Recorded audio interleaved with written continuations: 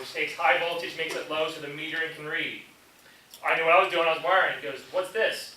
I thought he was testing me. I turned and I said, it's a CT cabinet. So I kept wiring. He goes, well, what's a CT cabinet? Still thinking he's trying to catch me. I go, a current transformer cabinet. I don't know what that is. This is the inspector inspecting what I was doing. I go, that was my answer. I didn't have any answer after that point. He goes, well, you seem to know what you're doing.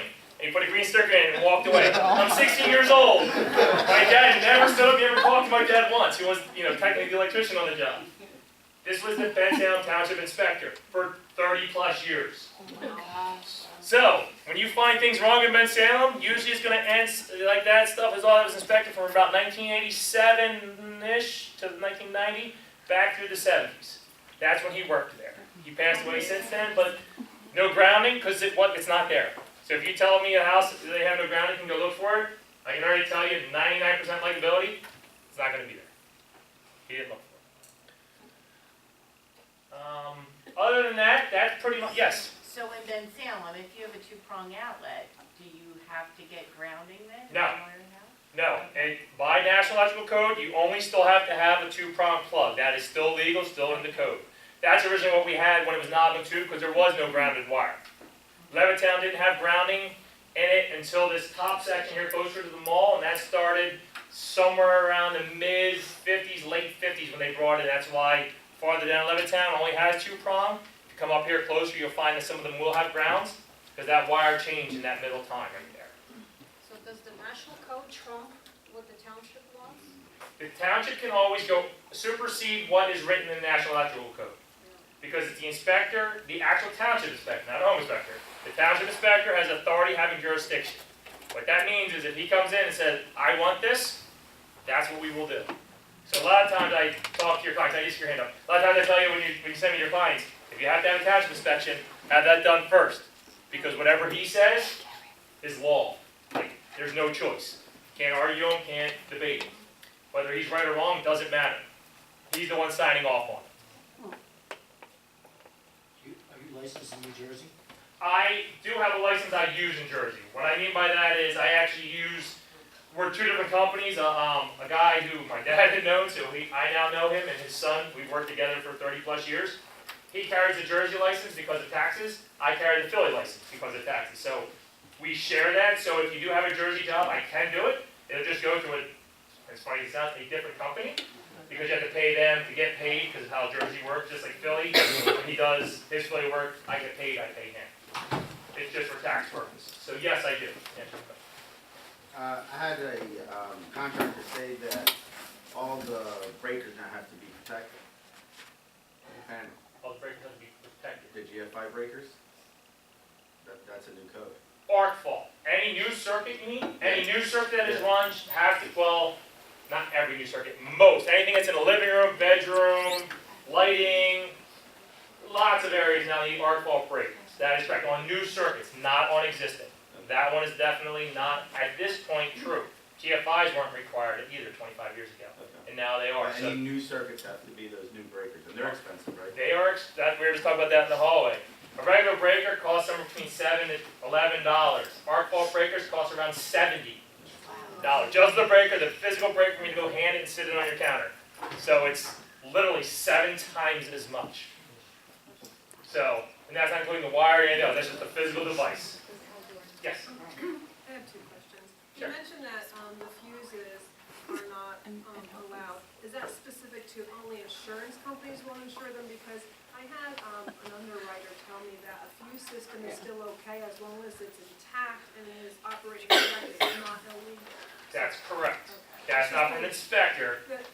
That's an inspector, not the homeowner's insurance. Correct. Okay, I just want to clarify that. Correct. You mentioned Bensalem about ground faults.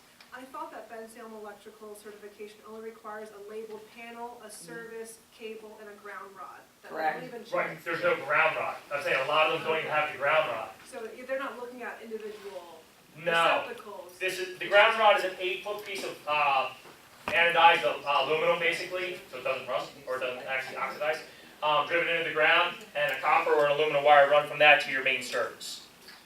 Main service being where the main power comes in. In Bensalem, sometimes you have the main panel outside, there's a meter and a panel.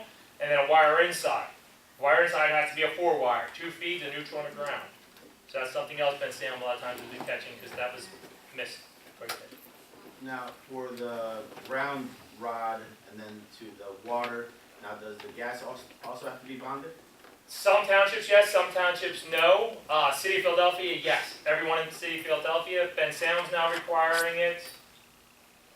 I think Falls is too. I forget which one. It's either Falls or Middletown is now.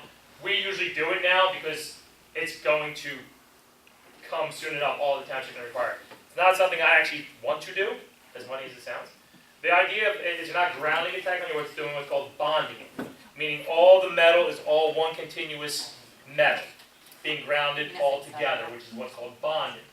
Reason why we do that, so if you grab something that's live and something that isn't, there's no potential, you don't become shocked. If you're ever kids, I don't know if you remember this, like refrigerator or washing machine in the kitchen, you reach against it and touch the sink, you got shocked. Reason why is there was that difference of potential, 2 different metals, with electricity current flowing through them. That was why that happened. That eliminates that issue. But it also is a spark issue. So now I'm bonding to a gas line, where technically, if a lightning strike hits, it's going to carry through the ground system. I'm going to spark back to a gas line. That's out of my control. That's just simply, that's my own. A lot of electricians feel the same way about that. That's a nervous one to me. So, but it is required. Like I said, Philly, for sure. Ben Salem is, like I said, it's either Falls or Middletown is requiring it as of now, and the other ones are going to follow. Any CSST, now that's all talking black pipe gas. Anything that has CSST, which is that plastic stuff, looks yellow. If you see it running around, like people have propane, especially in Levittown, that does have to be bonded. Because that is an individual system by itself, compared to a gas line, which is part of the main, that is grounded at some point. The propane may or may not be grounded. So that all has to be, that's that plastic, there's like a metal twirl inside of it, basically. Any other questions?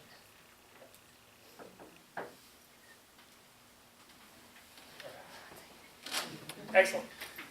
I do have pricing sheets. I know some of you might have grabbed them. I know I ran out of them. This is a basic idea of what things will cost. So when you're walking around with your clients, you can say, if they're like, oh, I need your service, what is that going to cost? At least give you a quick reference. It's not a set in stone. Sorry. We're agreeing with you. Oh, sorry. Again, this might vary, especially on the reports. A lot of times, for the agents who are in here who use me, they know I can 99% of the time get an estimate right off the report. Especially if there's pictures. I'll go out to them too, if it's vague. But if I don't have to, I'll get it back out to you usually that day, if I'm around. I was away on vacation last week, so I know she's waiting for me to answer her. I just got back, so that's why. But 99% of the time, I usually respond within 24 hours. You get a response back to me by